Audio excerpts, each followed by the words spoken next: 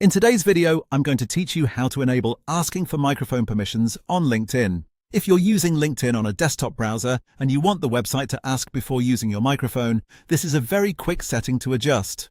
This can be helpful if your microphone access was previously blocked, allowed automatically, or if you simply want more control over when LinkedIn can use your audio input.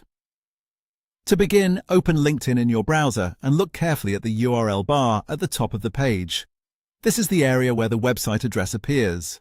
On the left side of that URL bar, you should see a small settings icon. Depending on the browser you're using, this may look slightly different, but it will usually appear near the website address and gives you access to the current site's permissions and security options. Go ahead and click that icon.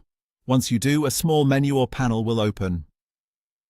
In that menu, look for the option called Site Settings, then select it.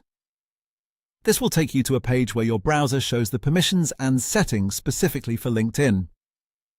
On the Site Settings page, you'll see different controls related to how LinkedIn can interact with your browser and device. These can include things like notifications, camera access, and other permissions. What you want to focus on here is the microphone setting. Find microphone access in the list of permissions. Once you locate it, change the permission to ask. This means that instead of automatically allowing or blocking microphone use, your browser will prompt you whenever LinkedIn wants to access your microphone. That gives you more flexibility and helps you manage privacy more comfortably.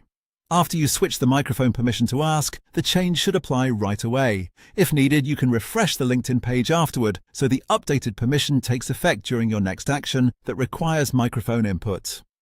And that's it. You've now enabled LinkedIn to ask for microphone permission in your browser instead of using a fixed setting. It's a simple adjustment, but it can make troubleshooting and privacy management much easier when using voice features on the site. Thanks for watching, and that's all.